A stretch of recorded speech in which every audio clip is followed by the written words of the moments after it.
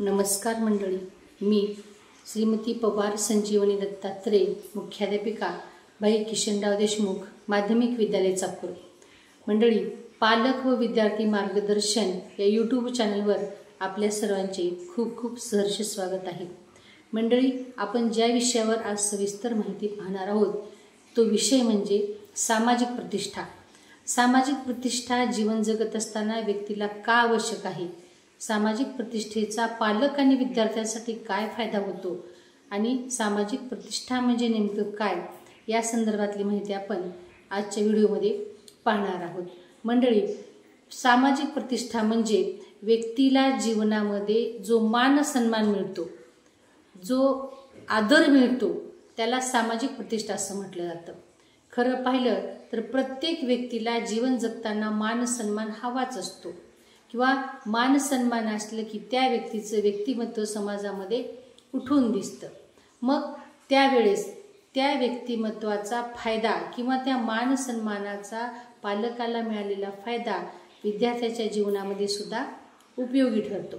कारण पालकाला मिळणारा आदर, मान, सन्मान यामुळे एक वेगळी ओळख समाजामध्ये निर्माण होते. पण खरी प्रतिष्ठा ही शिक्षण, संस्कार आणि कार्य यावर अवलंबून असते. कारण प्रतिष्ठा ही पैशामध्ये किंवा पदामध्ये तोलता येत नाही. एखादा व्यक्ती किती चारित्र्यवान आहे, किती समाजासाठी काम करतो, किती आपल्या तत्वांवर कायम राहतो, त्या व्यक्तीला समाजामध्ये मान आणि सन्मान मिळत असतो. याचं ज्वलंत उदाहरण आपल्याला महात्मा गांधीजींचं पाहता येईल. महात्मा गांधींनी आजीवन सामाजिक कार्य केलं. सत्य, अहिंसा आणि त्याग याचं मूर्तिमंत उदाहरण म्हणून महात्मा गांधीकडे पाहिलं जातं. त्याच प्रकारे एखादे पालक जर त्यागी वृत्तीनं सामाजिक कार्य करत असतील तर त्या व्यक्तीचा मान सन्मान समाजामध्ये खूप असतो. विविध कार्यक्रम, विविध चर्चासत्रे या ठिकाणी त्यांना आवर्जून बोलवलं जातं. त्यांचा निर्णय हा अंतिम निर्णय आणि महत्त्वाचा मानला जातो. गावामध्ये जे पालक प्रामाणिक, समाजकार्यशील असतात त्यांची मतं इतर पालक आणि मुलांनाही ऐकावयास लावली जातात, जेणेकरून की त्या विद्यार्थ्याची, त्या कुटुंबाची समाजामध्ये प्रतिष्ठा वाढलेली असते आणि त्यामुळं त्या कुटुंबात असणारी मुलं अभ्यासात टिकून राहतात. कारण त्यांना आपल्या कुटुंबाची प्रतिष्ठा टिकवायची असते. त्यामुळे त्यांना एक प्रकारे प्रेरणा मिळते आणि चुकीचं वर्तन टाळण्यासाठी सुद्धा ते परावृत्त होतात. त्याचबरोबर विद्यार्थ्यामध्ये आत्मविश्वास वाढतो. त्यांच्या मनामध्ये आपणही आपल्या पालकांसारखं नाव कमावण्याची इच्छा निर्माण होते. एखाद्या विद्यार्थ्याला जेव्हा कोणत्या बाबतीमध्ये पुरस्कार मिळतो तेव्हा तो केवळ त्या विद्यार्थ्याचा नसून त्या कुटुंबाचा असतो. त्यामुळं ज्या कुटुंबाची समाजामध्ये प्रतिष्ठा आहे त्यांना मान सन्मान मिळतो.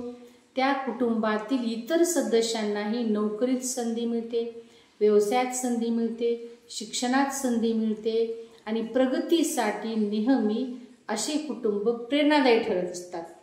आणि उदाहरण सांगायचं झालं तर एका शिक्षकाने आजीवन समाजकार्य केलं, वेगवेगळ्या क्षेत्रातील विद्यार्थ्यांना वेळप्रसंगी मदत केली. त्याच्या कार्यामुळं त्याच्या कुटुंबातील इतर सदस्याला सुद्धा त्याचा फायदा झाला. पण याच प्रतिष्ठेचा काही तोटासुद्धा विद्यार्थ्यांना जीवनात होत असतो. कारण आपल्या वडिलाची प्रतिष्ठा ठेवण्यासाठी किंवा प्रतिष्ठेला साजेल असं काम करण्यासाठी मुलांना अहोरात्र मेहनत करावी लागते. दिखावाचा मोह टाळावा लागतो. त्याचबरोबर इतर ठिकाणी मुलासोबत तुलना केली जाते. अशा वेळेस या ठिकाणी पालकांना सुद्धा नसलेला ताण सहन करावा लागतो. काही पालक मुलाच्या वाढदिवसासाठी खूप खर्च करतात. का तर फक्त समाजात मान राहावा म्हणून. त्यामुळे घरचं अर्थकारण बिघडतं. खरी प्रतिष्ठा शिक्षण, संस्कार आणि प्रामाणिकपणा यात लपलेली आहे. मुलांवर सुद्धा अशा प्रकारचे संस्कार आपण द्यावेत, जेणेकरून की विद्यार्थी चारित्र्यवान, अभ्यासू आणि कार्यशील बनतील. त्यासाठी पालकांनी आपल्या कारकिर्दीमध्ये दिखावा टाळावा, साधेपणानं जीवन जगावं, समाजोपयोगी कामे करावीत, तीच खरी प्रतिष्ठा आहे.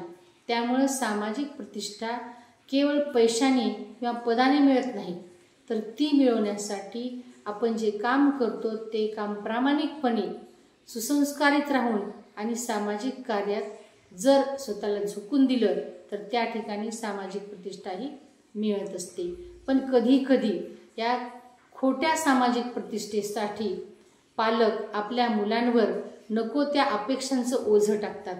बऱ्याचदा या ठिकाणी इंग्लिश मीडियममध्ये शिकणारे विद्यार्थी अशा पद्धतीनं त्यांचं शिक्षण झालेलं असतं की त्यांना पैशाचा खर्च झेपत नसताना सुद्धा पालक पैशाचा खर्च करून इंग्लिश मीडियममध्ये टाकतात. पुन्हा नंतर मराठी माध्यममध्ये आल्यानंतर आम्हाला इंग्लिश मीडियम नको, आमचा मुलगा 4थीपर्यंत इंग्लिश मीडियममध्ये शिकलेला आहे, आम्हाला मराठी माध्यम नको असं ते म्हणतात, किंवा आम्हाला सेमी माध्यम द्या. पण खरं पाहिलं तर माध्यमात शिकणे, कोणत्या माध्यमात शिकणे हा सामाजिक प्रतिष्ठेचा प्रश्न नाही. शिक्षण देत असताना मुलाची बौद्धिक क्षमता, त्यांची कुवत, त्यांची कामं करण्याची वृत्ती यासुद्धा पालकांना पाहिलं पाहिजे. बऱ्याच वेळेस असे विद्यार्थी जेव्हा आमच्याकडं प्रवेश घेतात तेव्हा महिना ते शाळेतून गायब राहतात. पालकांना जेव्हा बोलावून चौकशी केली जाते तेव्हा ते सांगतात की आमचा मुलगा इंग्लिश मीडियममध्ये शिकलेला आहे, आता त्याला मराठी मीडियममध्ये घातलं तर लोक काय म्हणतील, आम्ही इतका पैसा खर्च केला. तर मंडळी, पैसा खर्च केला म्हणजे शिक्षण पूर्ण होत नाही. त्या ठिकाणी मुलांची मानसिकतासुद्धा पाहावी लागते. आणि मुलांचं शिक्षण हा सामाजिक प्रतिष्ठेचा प्रश्न नाही.